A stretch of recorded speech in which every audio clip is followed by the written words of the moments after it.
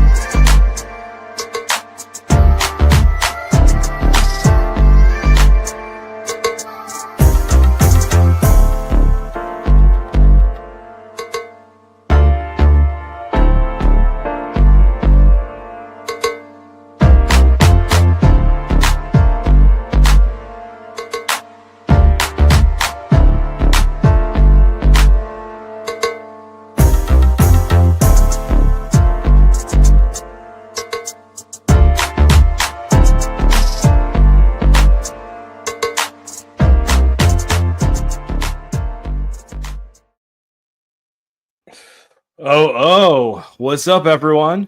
Guys, presented by Prize Picks. Get $50 in lineups when you play your first $5 and use the promo code WELCOME to Light Years. Andy, my man, we got a fun one today. We got a special guest coming on in a few minutes. Going to be a good time. The most requested guest in Light Years history, I may even add. Yeah. Do you think that's true? You think that's true? Yeah. Goat. He's got to be the absolute goat. Is what he is. Yeah, we got TK, Tim Kawakami joining us in a few minutes. Before we do, though, I just want to shoot. By the way, do you like this break in games? No. I do not like this break in games. Do you? No, I was just making sure. Because on the one hand, I think it's good for the Warriors. I think they could use a few days off, given how tight a schedule they had to start. We don't need to talk about that again. But then I turn on the TV, and there ain't shit on a Wednesday night. Yep. And it's like I'm itching. Just come on, I need something. I need something. So, the whole week of games is slow too, though, Sam. It's not like they're coming back hard on Friday, Saturday, Sunday with a ton of games. But yeah, we got another week like this. I think next Thursday is when they finally get back to the real 10 games a night or whatever. I need basketball. We need basketball. What are we doing? Steph is back tomorrow, so okay. Thank goodness. Yeah, I mean, even if it's not the Warriors, just I need something to watch at night. Thank you. Give me the Blazers Kings. I need that 10 p.m. Blazers Kings or whatever. With I feel like I watch a lot. For sure. I agree with you. What was I gonna say? I lost my train of thought there. They are. I don't know. Yeah, I'm ready for it. And we're getting into trade rumor season. We know the Warriors can't really make a move till January 15th, but the names are coming. The names are coming hot and heavy. You seen that? Yeah, they just because the trade doesn't happen, rumors are going to happen. I mean, December 11th, 12th, a month. Let's go, dude. For some of these names, we've talked about them for half a decade, Sam. Let's not just say it's been out for a month. For some of these names, we've been talking for a while, light years. Never wrong. Only early. Yeah, Myles Turner. I mean, Myles Turner, it feels like a lock he's traded if they move Giannis. If you move Giannis, what do you need Myles Turner for? You might as well just triple down on young guys and see if you can find a core. See if you can find a core who you can build around a post Giannis world. So I don't know, maybe that's on the cards. We know the Myles Turner tease thing has been in the cards forever. Another name that I've seen floated a lot that I know you have too is Nick Claxton. We know the Nets are open for business. We know they're looking for picks, for assets, stuff like that. So I don't know. Can I ask you, because they're both centers, which one of those two would you prefer? Let's assume the price is pretty much the same for both. 4 years, really good contracts. They're 24, 25 mil a year, which that's good money for a closing lineup role player, isn't that? Because that's how I define them. They're not stars, but you can close playoff games with them. There's not a what Warriors have a guy with making that much. That ain't closing. I'm messing with you. Yeah, but you know what I'm saying? Like, do you agree with me on this? Actually, I want your opinion on this. I feel like the NBA is all about like you need one or two star, you need a true superstar. You need a second star to go with him, and then everyone else needs to be kind of a defensive 3-and-D guy. Like they have to have a role on offense, and they can't be picked on defense. Well, it certainly feels that way. I mean, I think you've got ahead of this last year. Certainly feels that way with the Thunder. I think that's what you said. Turner Claxton meant like they're both centers, but totally different players. And I think I would rather have Turner. I think we're gonna agree on this one. I think I'd rather have Turner. I think the shine's kind of worn off on him a little bit. But Sam, I think with Turner, you can close with Turner next to Draymond and Jimmy. Undoubtedly. Yeah. Nick Claxton, is he playing more than 18 minutes on the Warriors? I think he's fine. He's a good player. Like the Warriors definitely could use a Nick Claxton. I'm not saying he's not useful, but how much is he actually playing? Can you even play Nick Claxton with Draymond? Yeah, Nick Claxton and Draymond and Jimmy? I think you play Claxton with Draymond or Jimmy. The real issue is can you play the two of them right with Claxton? I think Claxton's a better player than Turner, like straight up a better basketball player today than Myles Turner. But you are correct. Like Turner's offensive skill set is exactly what they need out of the five. Set a screen, hit an open three, right? You know, he's not a star. He's going to have a game where he scores 20 with 5 threes, 6 threes. But like in general, he's going to average 12 to 14 points. He's a threat. He's for sure a threat, but he's not like a foundational guy. But to your point, you got Jimmy, you got Draymond. In general, you just don't have enough shooting anywhere outside of Steph. Just adding a guy who's like 5, 6 threes a game, 40% every year, like pretty consistent on that basis, right? Like that is useful, and he's a good defender. I think he's a little overrated as a defender these days, you know. But like nowadays. But like, I mean, the Pacers got to Game 7, and he wasn't the reason. He wasn't. He was. They had their guys who they couldn't play at various points, and then they had their guys who it's like, their shot might be off, but at least they can defend. And he's one of those guys. Like you can't really pick on him at a high level, you know? Like he's probably more of a good defender than a great defender. Yeah. The thing that I keep coming back to is like Claxton is so much of what they need. Like, do you know what he's averaging this year? Hit me. 4.5 assists.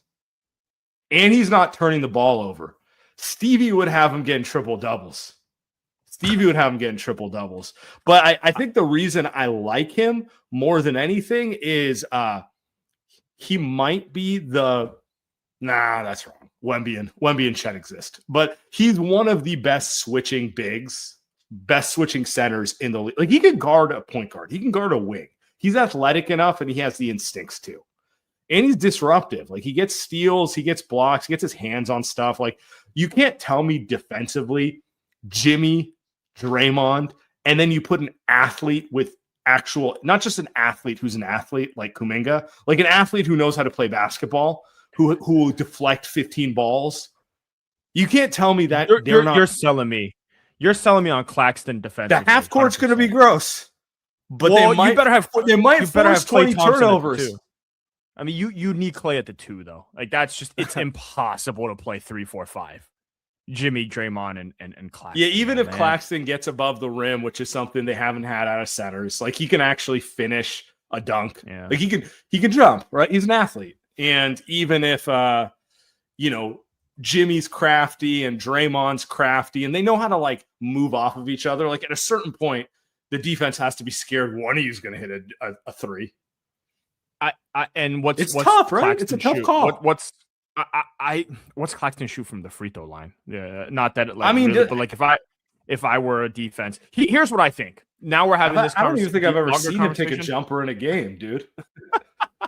He shouldn't. He is. You know, He shouldn't. Yeah. Here's what I think. If they're going to go with Claxton, if they like him and they like him defensively, and it sounds a lot more than me about Claxton, so I'm buying what you're selling defensively. If that's what they like, I'm okay with letting go of Draymond. Like, that's actually the move.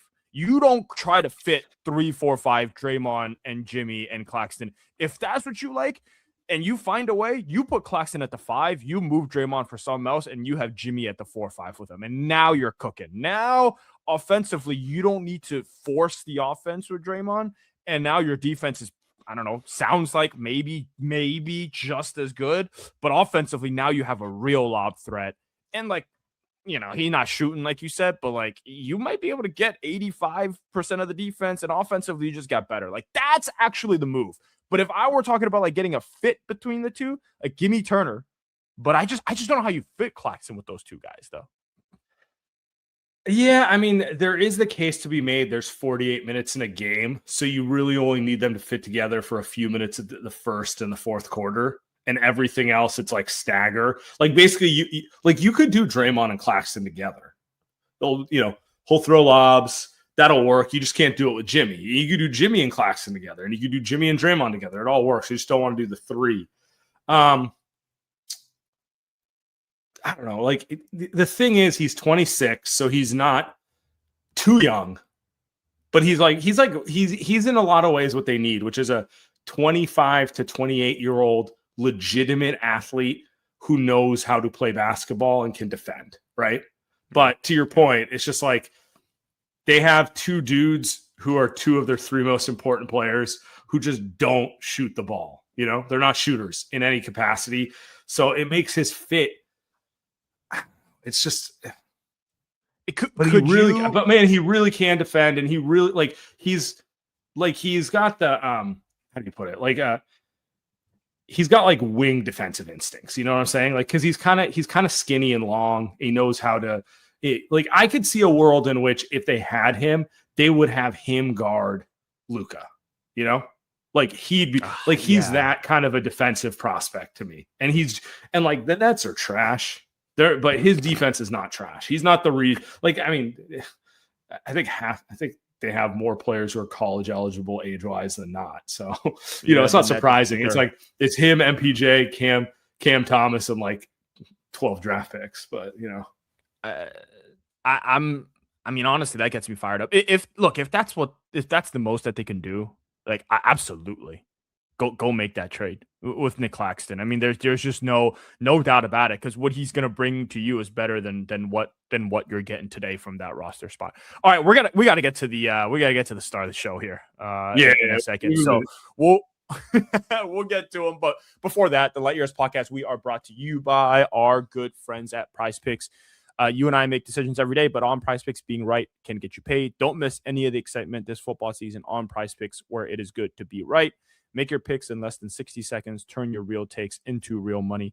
All season long, Prize Picks now has early payouts. If your lineup gets off to a hot start, you may now have the option to cash out those winnings before the game even finishes. So when you throw in your roster, your lineup into a game, make sure that you have the option to do an early payout, so you can go and throw your winnings onto the next one. Download the app today. Use code LightYears to get $50 in lineups after you play your first $5 lineup. That's code LightYears to get $50 in lineups after you play your first $5 lineup. Prize Picks, it's good to be right. Guys, you know what I'm here to talk about. Look good, feel good. We all know how it goes.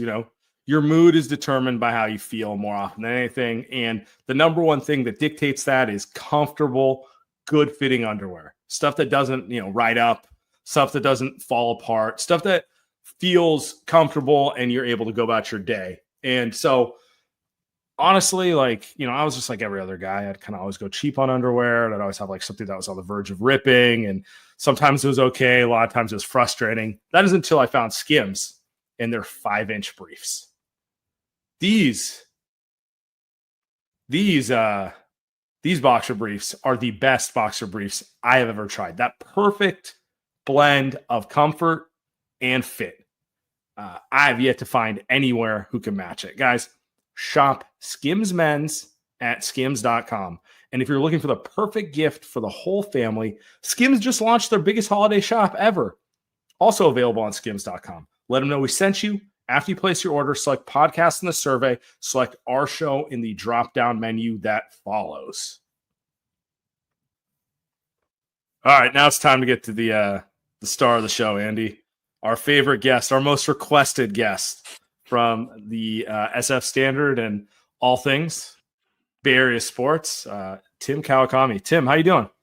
I'm good, Sam. How you doing, Andy? That cannot be true. I cannot be the most requested guest. Actually, that's incorrect. Since you've declared war on a certain type of fan over the last 2 months, I'm not going to say over the life of this podcast. Over the last 2 months, you've been the most requested guest. Okay, I'll go with that. And yes, declaring war, that does sound like me too. So it could be about anybody at any time, but all good. I'll roll with you. I think MT's up there for Warriors fans. Yeah, MT's right up there too. Yeah, MT's got to be up there, obviously. I mean, I request him to come on my podcast. He always turns me down, but he Too would big be, time, huh?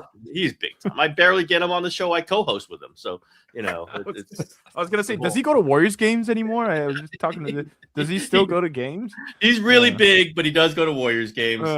Sits next to me, grumbles a lot, but that's okay. Well, they're putting a grumble-worthy product on the floor for most of this year, so that makes sense. 13 and 12. Why not? 13 and 12. Grumble. Yeah, they're an interesting ball club, but you still got to. I tell Marcus, you got to watch their games. Stuff happens in their games. You got to watch them. Yeah. So who are the Elon boys? Let's start there. Let's start with the contentious. Wow. That's more Let's than start 2 with the months contentious ago. topics right now. That's more than 2 months ago. I think I have to explain. Maybe I don't. I choose not to all the time. I do. To be too literal on Twitter or on X is sometimes a little bit off-putting, at least to me. It's not that it's only people who love Elon. It's this culture of shouting that the new X has really kind of commodified and pushed out forward, where you only get attention by being the loudest self you can be. You can only be out there if you push this shrieking, don't even, the facts of what just happened last doesn't matter, because what I cared about 5 months ago and what I decided 5 months ago is the only thing that matters. So everything that might be adjusted from there is impossible and has to be shouted down. That's what I hate. It's this, can we adjust to what we're seeing? Can we see the games? Can we see, what the move is? And no, it's this inbred. I have decided, you can say it politically, certainly. You can say it about Warriors. You can say it about football. It's this, I have decided this. I'm going to keep shouting about it. And anything that's to the contrary, I will get my guys together, because there's always a bunch of guys, and I will shout you down, and you will stop because you're scared of me. And I'll just I react to that by saying, I will only keep going further. I will only keep saying more. I might adjust my opinion, and I don't think that's a weakness. I think that's a strength. Let's see what happens over the next 3 games, 5 games of football season or whatever. I cannot stand the argument style of that's what I call Elon Boys. Again, it's not necessarily that they all love Elon, although most of them do, frankly. They do. That's the crypto gambling bros thing. And so when they get that posse together to try to get you, they say, okay, let's go. Yeah. I will go no matter what. Now, I don't mind independent. You guys, I don't mind independent thinking. I don't mind people who disagree with me. I really don't. I don't like when I disagree with you, and therefore I will keep shouting at you, because what I've decided is the only thing that could possibly be argued. And not only will I disagree with you, I will try to get you fired. I will try to get you eliminated from this earth, and I will push back on that every single time. Which fan base of the Bay Area top 3 is it most prevalent across? Yeah, I would. Well, Raiders was number 1 all time forever in history. Yes, but we'll move that aside. I kind of missed them a little bit. They were by far, they predated Elon with their Elonness. But any NFL fan base is really, it can get really shrill. But it's interesting. This is the way I always find it, and because I'm hitting these pulse points, I kind of maybe know a little more than some people on just to what people react to. The NFL is about the team, right? It's the owner, it's the team, it's the color. Everything is great about the team. If you say anything bad about the team, then they're going to be shut down. Or if you say a positive thing that they don't like because they had decided something else, Brock Purdy, gotta fire Kyle Shanahan. Yeah, then it's all that way, and it's because constant. It never stops. No amount of evidence or logic or anything is ever, and it's violent, it's very, very at the top 1% of emotions. They can't, it's drunk fans at a tailgate before a game screaming at each other. That's their Twitter. That's their social media. So NFL team, 49ers for sure. NFL is always the quickest to get racist. There's no question about it. By far the quickest to get racist. And it saddens me because sometimes I think it looks like you're a person of color yourself, but I had that from Raiders fans constantly. It's going to be an NFL argument when somebody says something racist. That's just the NFL world that is. It's a big demographic, whatever. The NBA and the Warriors fall in this. It's very specific to every single player. Right. Everybody's got a very strong opinion on every single player that if you cross the line of one way or the other with that single player, you just get the floodgates come in. If you say it in a way that isn't accepted by this group of people. And hey, you know what? I'll cross that wire. I call it the third rail. I'll hit the third rail sometimes. There's a player currently on the Warriors who is very much in that category. I was gonna say, like, it's gotten to that point with all Kuminga discussion. It does not matter which direction you're going with him, where it's just like it feels like an NFL argument. Actually, it's a very good way to put it, where it's just like anytime you express an opinion, it's met with just like, is this even worth putting out there sometimes? Yeah. And that is the extreme part of it is like, and let's see games. Like the part of me is like, can we just watch the games here? Sure. I praised Kuminga at the beginning of the season because he was playing well, and then it didn't, stopped happening. So, I started throwing out some things that Kuminga people did not like. Hey, some of that I don't mind. It's the ebb and flow of a career, of a season, of players' lives, but like you kind of do have to base it on what's happening in the season. Why do you think the Kuminga kind of conversation, or whatever you want to call it, has gotten to the discourse? The discourse, yeah, the discourse. Every media person's favorite word, right? I know. I try to use. Why do you think he specifically has gotten there? Because to your point, it is very unique to him on the Warriors, and I have my theories, but I'm curious yours. Yeah. Well, it's lasted almost 5 years. Like that, there's this pent up of watching this that I think is, including to JK himself. It's just like, this has been enough of this. It's the obvious talent that you see, no question about it. He does stuff that nobody else on the team does.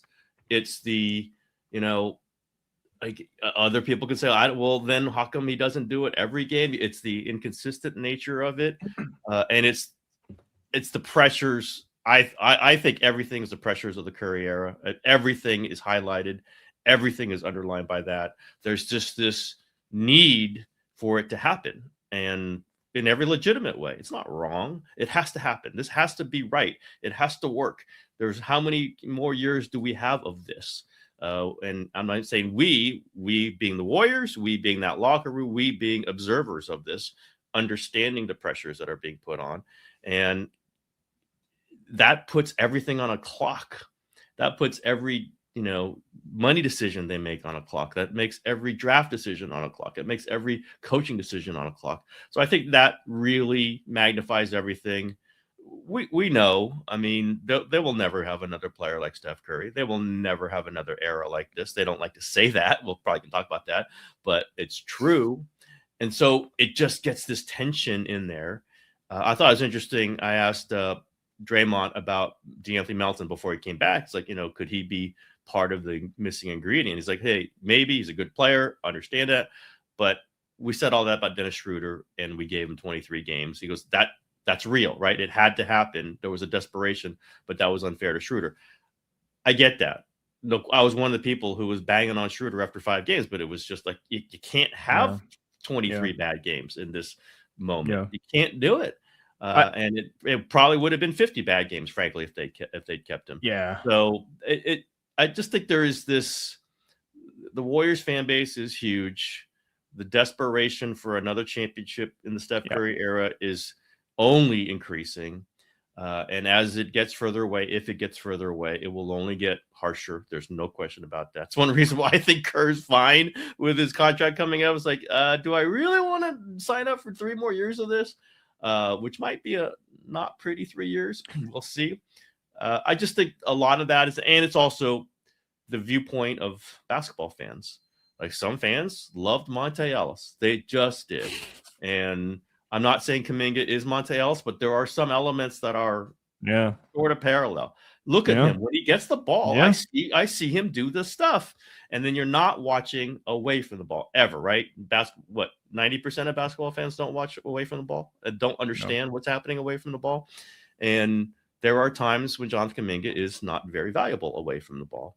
And it just becomes this building. Well, I see him dunk. I see him do this. He must be great. Then Steve Kerr must be an idiot. And maybe that's not true. Sometimes it's true. Like I've been touting Kuminga for years. I was gonna say, I don't think they've actually read your work through the years, because I've actually been on the other side. I've actually not been a big fan of Kuminga through the years, and I know, because I read all your work. If they had followed it, they would have. You were relatively high on Kuminga, saying he could actually provide an impact, but there's no point. That's the tension, right? Like you could both sides, if they were rational, could see the other side. I wrote that he should be playing a lot against the Celtics in the 22 finals, just because they had all that athleticism. When the Warriors were down 2-1, like, hey, maybe just inject him in there. It didn't happen, obviously, and I think Warriors turned out just fine that series. But I get it; like he does do different stuff when he's running the floor, when he's rebounding, when he's challenging players one-on-one. This is a very interesting player. It's just the clock has hit a certain point in time, probably past that point. And that, I think, is just accumulating this pressure, the negotiation accumulated pressure. That's what I was saying. I got a lot of people mad at me on this one. It's like when Aaron Turner was doing the thing, fine, you do your thing for your client. You're amping up the pressure, right? So you're good. I had people around the NBA literally saying, and I said this, and again, got people mad. Why are they doing this for a backup player? Why does everyone care so much about a backup player? I said that. Got people mad, but he is a backup player on the Warriors. Clearly, he can start for other teams. He is currently the 11th man on this team, whatever he is. It can be used as a pejorative. Maybe I was slightly using it as pejorative, but as a fact. And that happened. The negotiation happened, and so you have this world where you have this value, whatever he has in some fans' minds, and you have the value that Steve Kerr has of him. The locker room has of them, some of it's all in between all that. I think that's the just accumulating pressure that we see reflected in some of the fan base. We see reflected just in our conversations, right? I mean, we talk about Kuminga every single time on the Warriors Plus Myles podcast. We don't want to all the time, but it's just the way life has to be when it's just this constant, idea of where's he going to be. And like we could apply to this out from the beginning of the summer. Like this is how it's probably going to go. They're going to sign him to short-term deal and they're going to trade him. It's just the way it happens is this back and forth and Sally, it is a very, very true, pure NBA story, but it also means it's got tons of, so why do you think players all over the place? So Tim, why do you think that management has still held on to him to this point? Because let me walk you through where my head's at with it, and you can tell me if I'm wrong. It seems to me that Steve Kerr would have liked to move on from him at least 2 years ago. Steve's a lot of things, but no one will ever confuse him for not being a clear communicator of what he feels. And I suspect the core guys, the ones who kind of built the system with Steve, feel similarly, maybe not as strongly as him, but they would welcome a player who's more ready to play in their system. Why is he still here? Like that is the inherent tension. It's like, I guess it's the whole 2 timeline thing, but like this, it's not working. I'm not allowed to talk about 2 timeline thing anymore. I've been castigated for that one. But I've even been. Oh, they never said that. I forgot about that. Joe made that up. Him after this. I'm told that I came up with the 2 timeline. I'm not sure I did. Beautiful, sure I did beautiful. Yeah, obviously Joe Lacob is a big part of this. That's he believes in Kuminga. He believes in the value of Kuminga. That's what the point I've been trying to make lately. I don't know that he would refused to trade Kuminga. They've obviously talked about trading Kuminga. He just doesn't want to trade him at a discount. He really still believes in the value. He does not want to see Kuminga come back against the Warriors on some other team and scoring 25 and going 25-9 and being a real like upper level player. The other things, I will question your time. I don't think Kerr was ready to give up on him 2 years ago. He certainly last summer probably was like, okay, it's played itself out. I think anybody could see, like, if he could just get him harnessed, he would be a really good player for this team. Right. It took a lot of years for them to try to do this, and partly it's coaching that he hasn't been able to do it. But I would say this summer was a big threshold just because of the contract. And listen, we see Jimmy Butler really, pushing the Kuminga as a future player. We hear it from Draymond occasionally. I think they're into the idea of it, what Kuminga could be. I think as this progresses, there will be, understanding if he's traded. But I don't know that it's been this broiling thing inside the Warriors other than Joe and Steve. Joe and Steve, yes. Like, that's been a back and forth. We can say, I don't think it's an angry back and forth, but it's a back and forth. Like, do we think you mentioned Steve doesn't have a contract for next year, although it sounds like that's more his choice. Yeah. The way you're framing it, and like, it's not like this is something you uniquely said for the first time 2 minutes ago. Does any part of you feel like this is going to end the same way it did with like Bob Myers, where my read on the Bob Myers situation, again, tell me if I'm wrong, is he just got tired of having to deal with all those politics. For a guy as accomplished as he is, who could have whatever job he wanted across the NBA, he just got tired of dealing with it. And like, it happens to anyone in pressure positions. Do you feel like that's analogous with what's going on with Steve with all this? That's probably the closest read that I could make of it. It's nobody's identical. Sure. I think Myers, there's a couple of things, right? He had life stuff. His wife wanted to be in LA. Like, that's just true. She'd been wanting to be back in LA for years. And the pressure of him, running this team and her wanting him to be around or to be with her in LA, that was a real thing. I think secondly, Bob didn't want to go through these pressures while the dynasty unraveled.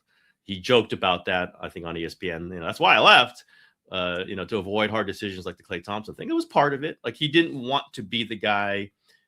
If he was feeling great and he felt like this was a bouncy, wonderful time for everyone, but he had an unraveled dynasty, I think he would have been better with that. I just think he was worn down and he was going to have to unravel the dynasty. I think that got to him just thinking about it. I don't think working for Joe, you guys know I get along with Joe, but I don't think working for Joe Lacob is easy for anybody. So I think just those things put together. And can we see some parallels with Steve Kerr? Yeah, we can see some parallels for Steve. I think Steve sees some parallels. I do think that Kerr is more determined to be a coach than Bob Myers was to be the general manager. I just think Kerr just lives to coach.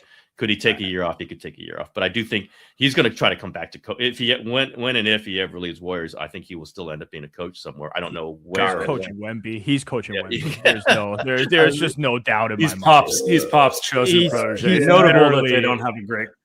I'm not saying Mitch Johnson's doing pretty good right now, by the way. I know. Yeah. When they lose in the first round, Tim, for a couple years in a row, you know who they're calling. You know what I'm saying? Like, there's only.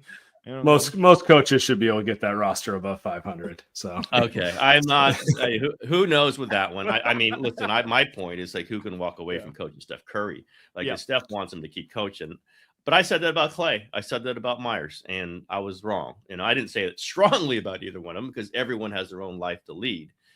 They're probably less associated with Steph Curry at this point of needing to be around them. As we learned from Clay, he just was pissed. He just was pissed off at the Warriors. He was pissed off at Draymond and Steph too, in some ways. And he just was mad at everybody. He was mad at me. Yeah. That's fine. So that he was mad at his ligaments first and foremost. Mad at his ligaments downstream from there. Mad at all sorts of things. And the Myers thing was exhaustion. I think Kerr is going to be tough for Kerr. If Steph says, man, I don't want another coach in my last 3 years or whatever it's going to be. I want you to be my coach. That's going to be tough for Steve to turn, knowing that he just loves to coach so much. And also, he's got his son Nick on his staff now. Like, he leaves. Nick's not assistant coach of the Warriors. I'll tell you that. So it's an interesting kind of brew of things. Again, coming from someone who thought that until the end, I thought Myers would probably come back at least for one more year. I thought Steph would be too much for him to walk away for being unsure about Clay. And then he walked away quite clearly. I do think that the Kuminga thing is part of this. It's not just the Kuminga thing. It's a lot of this bubbling. No, it's just that's a manifestation of the same fight over 5 different players. 100%. And vision of where this is going and where you put your resources and just what kind of player do you want on this team. But as Steph continues to be good, it kind of diffuses some of these things, because what Kerr wants to do is what's best for Steph Curry. Why wouldn't you do that for another 2 years if Steph's going to play like this? That's just part of the kind of echo chamber in there, I think.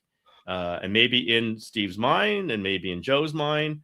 The last contract didn't come super easy either, right? It was a massive contract. Yeah, it's going to cost a lot of dollars, and it's going to involve just some idea that they're together on this. I think they mostly are, and they mostly have been, but it's still something up in the air. It's still something TBD, clearly, because that kind of shocks me too, that it is. I know Sam had brought it up before the season. We talked about it, like, hey, is it a big deal? I was kind of like, nah, he's gonna be back no matter what. Now we're kind of midway through the season, and I know Steve was asked that question too. Maybe it was by you, Tim. Like a couple of weeks ago, he was asked that. Yeah, he said maybe All-Star break, everything's great, and he does a deal. Who knows? I think we get out of the All-Star break, and there isn't a deal, and if they're at 500, it's certainly worth a lot of conversations, outside conversations. Maybe they have inside conversations. You get to the end of the year and there's no deal. That usually means you're back. Yeah,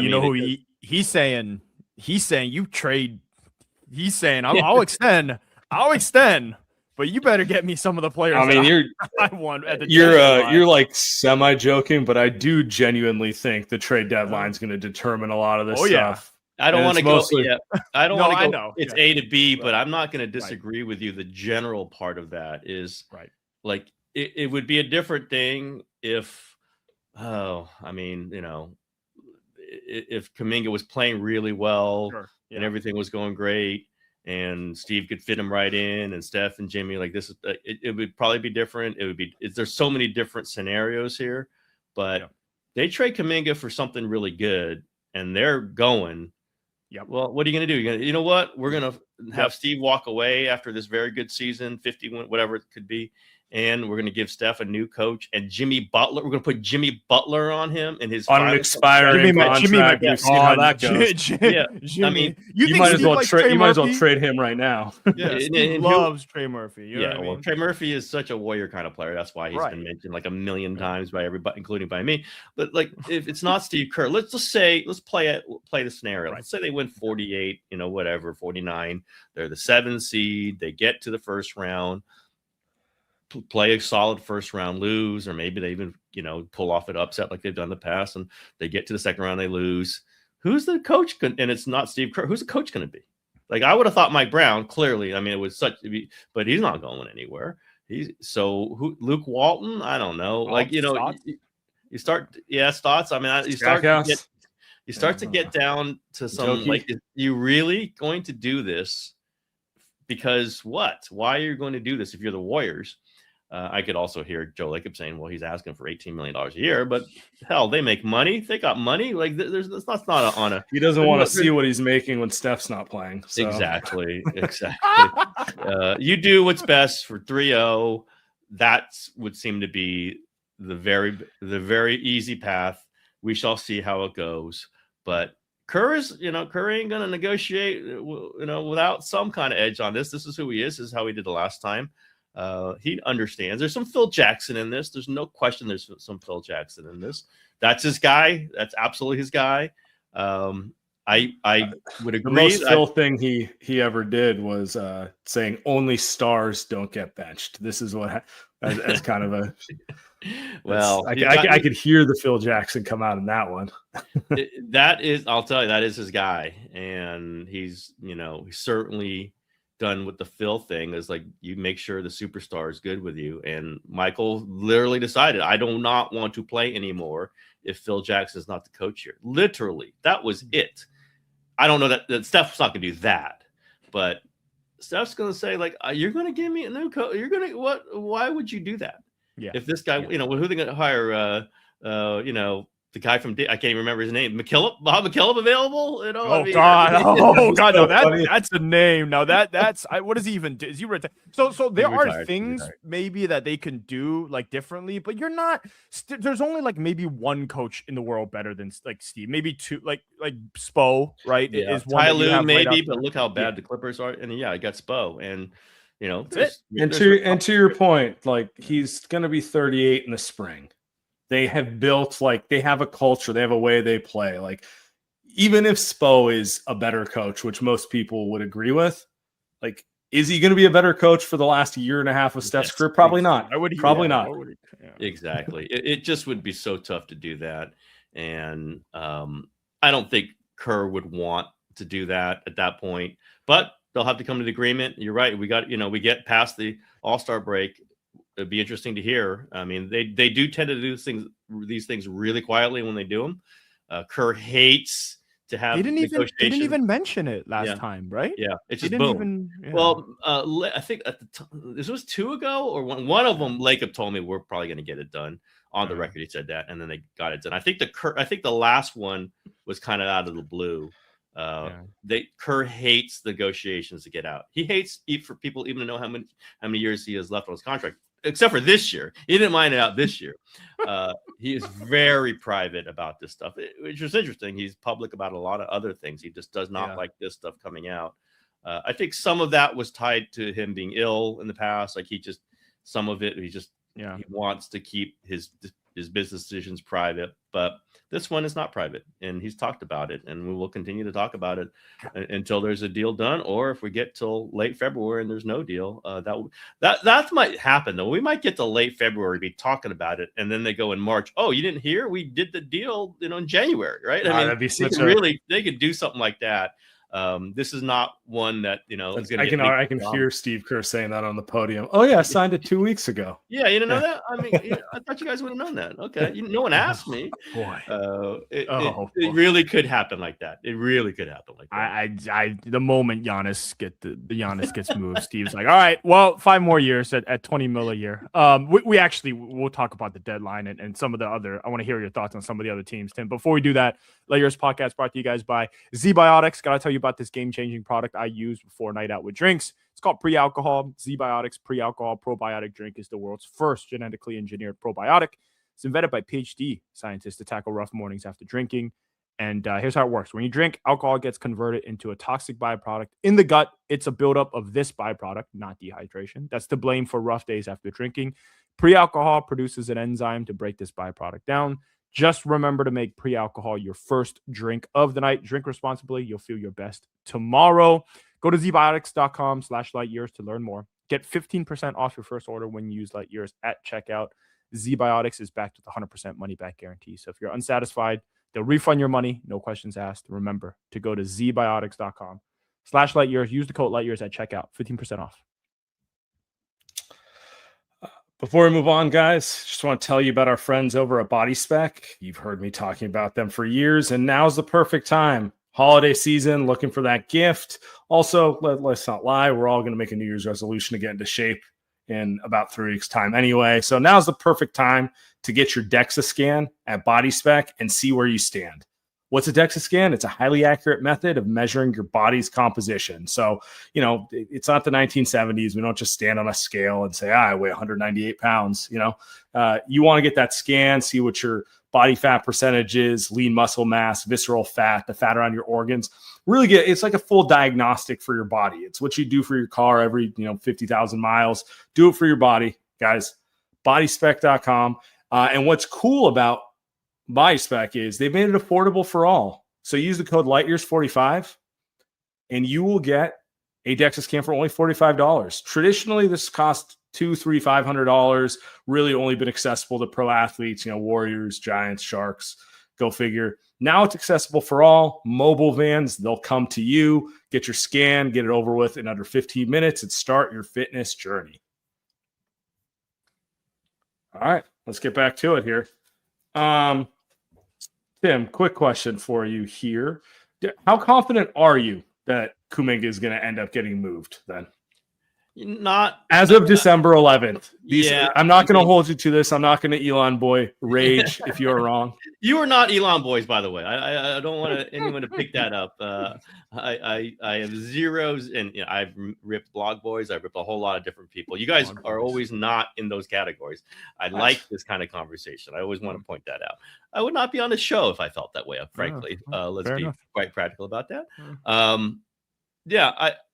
I would say 95% by the summer.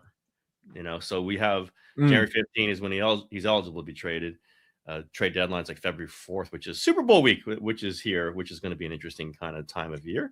You just don't know if the market's going to be right. You don't, I don't have any direct knowledge of this, but I'll just say, knowing Joe Lacob, he's not going to want to give him away. Absolutely will not want to give him away. It might come to that if it's done by January, February. In the summer, we know there's so many more processes you can do. There's so many other things you can look at. You can talk to everybody. They can move their money around much easier at that point. You can't move your money around now. So I would say pretty sure to very sure he's going to be traded at some point by the summertime. I don't know if that's going to be January, February. I think it would probably be best if he was. And I don't know how much better that deal could get in the offseason, even if you're talking to more teams. But I just have I've thrown out, it could be the money would work for a DeMar DeRozan. The money would work for CJ McCollum. I just do not think they're going to want to do that. I might do it myself just to move on from it. And maybe there are people in there who would. I don't see that Joe Lacob, and maybe Mike. Don Levy's a cold cat, right? I mean, he is not messing around with it, with warm feelings and emotions. Like, he's going to play it close to the vest, and he's going to try to extract the most value he can. I don't know if they get to that point. It would feel like one of the Schroeder flip for Melton Schroeder, like that thing, and I don't know that he wants Kuminga in that sort of thing. So that might prevent something happening January, February. Then I think it would be, he's on a non-guaranteed second year of a 2-year deal. You can absolutely trade him to a team that would, want to extend him beyond that, or even wipe out that year and extend him. I think that was what Kuminga and his agents certainly were looking for. It's interesting. They had a 2-year guarantee that with the 3rd-year option that they turned down. You just look like that part. That I will give him credit for that one. Like, you have some balls to do that, because you are thinking you're getting a $30 million deal next year, right? You must be, because you're turning down 28, whatever it was guaranteed.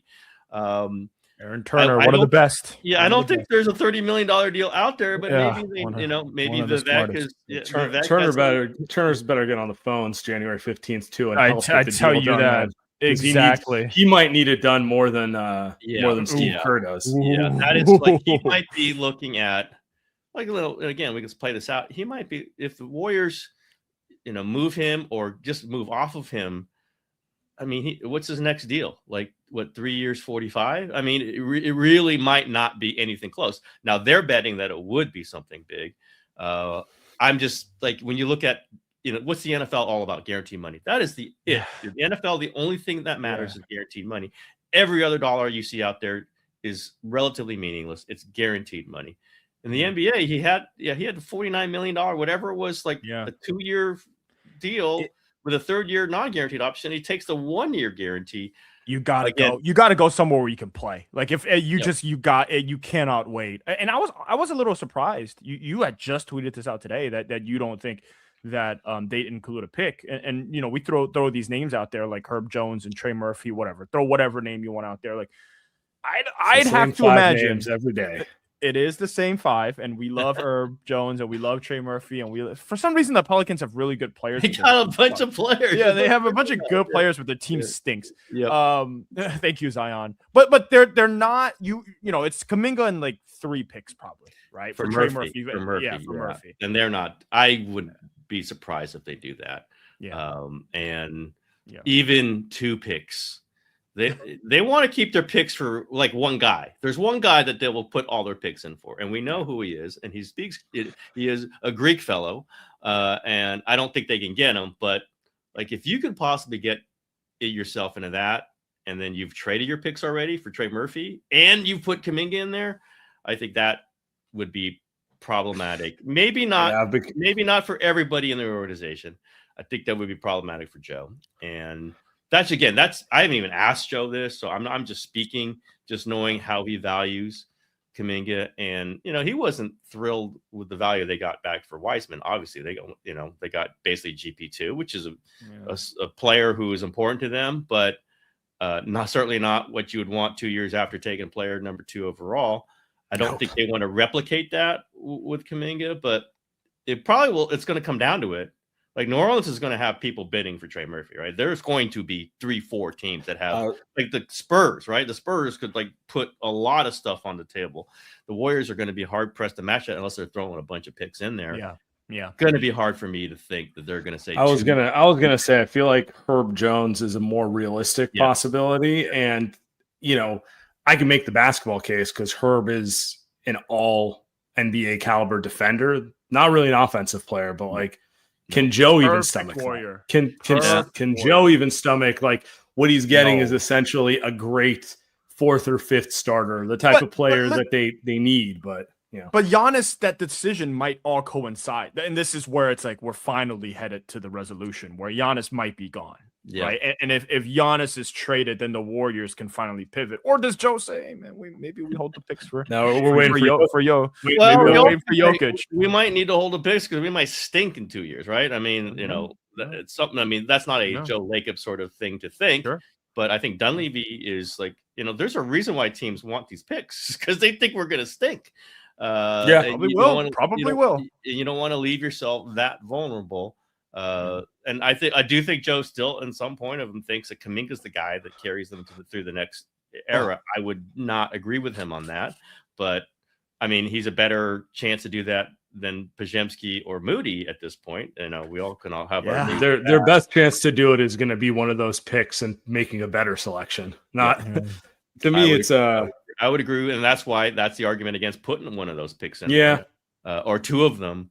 I could just see the Dunleavy goes to Joe.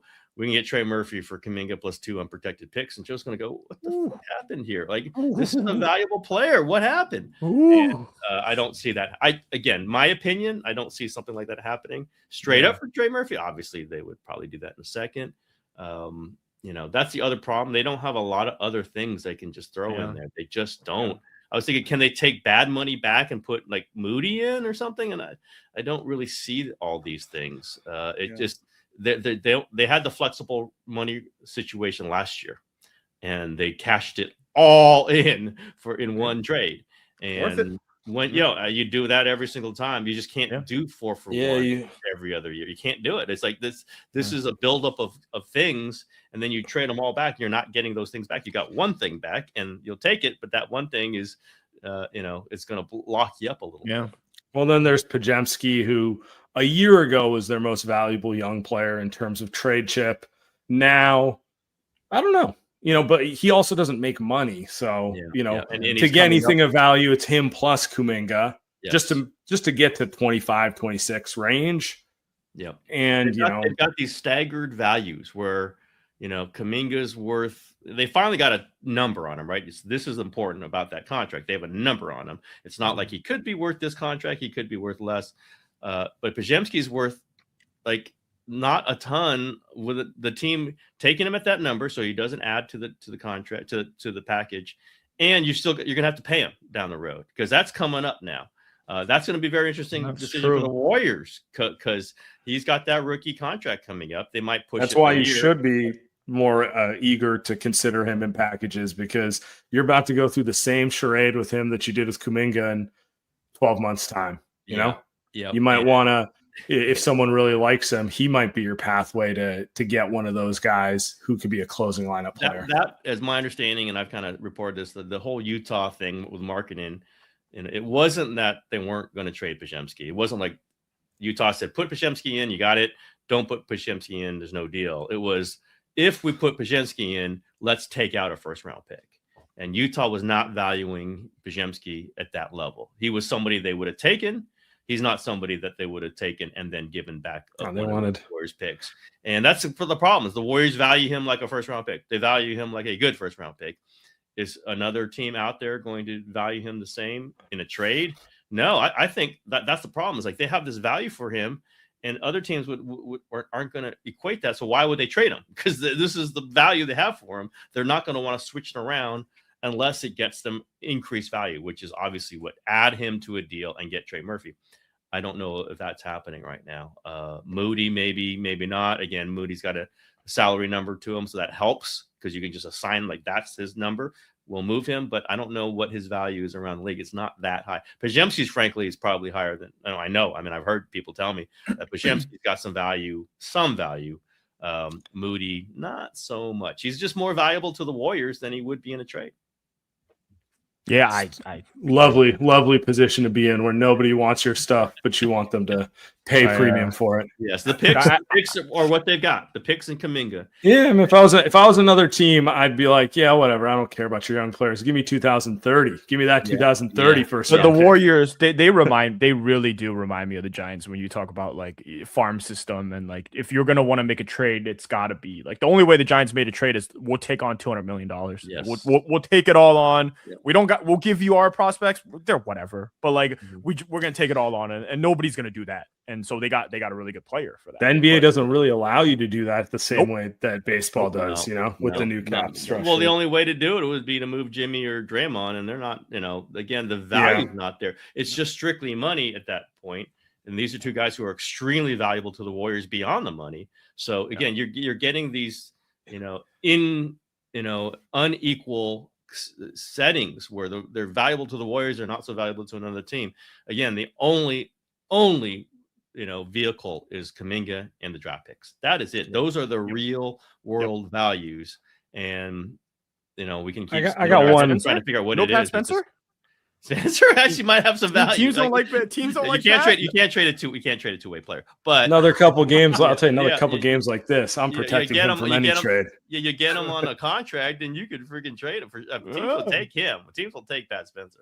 We haven't talked. I want to end with one question here, Tim, before we get you out of here, and thank you so much for your time. Do you think this Warriors team is capable of winning a title this year? I'm going to assume your answer is not as presently constructed. Not as presently constructed. Yes. So my question for you is more open-ended. What caliber of talent do they need to add to this team for you personally to feel like they got a puncher shot against the Denvers and OKCs of the world? And quite frankly, Denver and OKC are not even on the same level, but you follow what I'm saying. OKC, right? I mean, it's got to be OKC. It's Trey Murphy is the lowest level of acquisition that I think, and that's just for Kuminga. Like, you can't give up other important talent, not that they really have it. I think it's Trey Murphy level. Like, I mean, I've heard Myles Turner thrown out there. I don't think Myles Turner does a lot for them. And if you look at what he's doing for Milwaukee, it's like he's not scoring in the paint at all.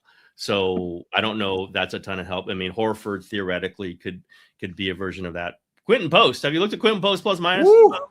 So I don't know that Myles. Again, I'm not saying Quentin Post is as good as Myles Turner, but you start doing the of rising and falling. Like if you're gonna cash it in, you need to do better than a guy who's doing like 2% better than the guys you have at the center. I like position. the Trey Murphy as the bar. I love that actually. I just can't. I mean, you could say DeRozan, you could say McCollum, you could say, but like none of those guys cross. Like, and Marcus loves Zach LaVine. I do not. I would not. And I don't even think they can make the money work. So I don't even entertain it. It's just anybody with that number. It's Jimmy, and you have to go a long way to convince me that anything would be better than Jimmy Butler. So No. Giannis would, then that's the one. Yeah. But Levine would not, though. Levine would not. So I get Trey Murphy is really, I don't even think they can get him, but that's the player. If they could find a way to move Kuminga for him, and even then, it's not guaranteed. I mean, Murphy has some quiet games too now, right? I mean, we've seen him have some quiet games. Yep. He's just a perfect talent for them. He's the perfect guy that you could just say, I can see how this would work with Steph, Jimmy, and Draymond, and might have some 35-point games of his own. Beyond that, it's got to be better than him, and they're not a lot better on the trade market than him. Really? And most of them are ungettable, like Markkanen, almost impossible to get at this point with that contract. Like you throw some names out there, I don't know what's realistic. It's got to be, and if you're just doing it for Kuminga, then he's got to be making about $25 million, right? And there's not that many players making $25 million. It's this weird league where you're making 52 or you're making 12, and 5, and you're not making 25, 26. Kuminga making that is an interesting piece of this. That's why Wiggins obviously was so valuable to the Warriors, right? Because he was right in that slot where you can add some things and get the $50 million player. But man, I don't know. I mean, who else other than Trey Murphy? I can't really think of many people that are realistic for them to get that would put them in there. Herb Jones maybe, but man, that guy's been hurt a lot too recently. He also doesn't solve your offense. He might catapult you to having a defense on the same level as OKC, but then can he score the ball enough? Yeah, Zion. I wouldn't take him. I would not. He's Joe would like him. Steve would probably like him. I don't quit. If he's trying to get Steve gone, Joe. Give me Zion, John Morant, LaMelo. And I don't know how you do These Zion. Are some great options. Zion and Draymond together, unless you're putting Draymond in the deal. It would be tough. I don't see that happen. I don't see that happening. I don't think they do it, but this one intrigues me is Michael Porter Jr. Like Brooklyn's clearly going to flip him. They barely have enough contracts to make it work. Like he's like at 38, so that's tough. But you throw Moody and Buddy in there. It's Kuminga and Moody and something. The talent's there. It fits their offensive problems. I think he'd drive Steph and Draymond crazy, and you would be stuck with him for quite some time. There's not room. There's not room for two podcasters on this roster. Yeah, and the discussions about the moon landing might not go over great in there. It's the right kind of player. I think Trey Murphy, and the defense certainly isn't there with that one. But he's played with great players. He's won a championship. I can't knock him in that part. Well, he's not going to cost you 3 picks. So that's what I was trying to think of. Like, is there a player who's talented, but there's some flaw that gets them to the price range that Joe's a little more comfortable with? That's where I've settled. I see what you're saying, but man, I mean, they would hate to lose Moody and extra, and the money becomes an issue. Not just in paying it, but also what you have to stack up to get the guy. And Denver seemed quite happy moving him. But like they get Cam Johnson, who's not even that good, and they're happy and they're winning. So that is interesting to me. I don't think he's the greatest guy in the world to deal with on a daily basis. That shouldn't be the decision on everything, but it's a decision a lot of times. And man, if he's going to be the pain in the ass, and Steph and Draymond are like, we have to deal with this guy every day, I don't know that for sure they wouldn't want to do it. And listen, they've done it before with some other guys. He hit 8 threes in a game. It's okay. Yeah, you're right. They win. It's tremendous. Jimmy was initially there was some resistance to Jimmy. Obviously, there's been resistance to a few guys they've had in there, but he drops right in, says all the right things, and they win. What are you going to do? Like, he's perfect. How many of these guys? You're going to have Jimmy and Draymond and MPJ. It's just like at some point, Steph can only do so much. He got 4 kids at home. And then we better be live streaming those practices. I want to see that. He goes to work. He's got to deal with, I'll just say there's some Jordan Poole with Michael Porter Jr. I'll put it that way. And I don't listen at this late stage of this era. They're going to have, they've CP3. They were like, you would have asked them 2 years before they got CP3. They would say, never get CP3 in there. They got him and they liked him, right? I mean, he wasn't good, but they got him.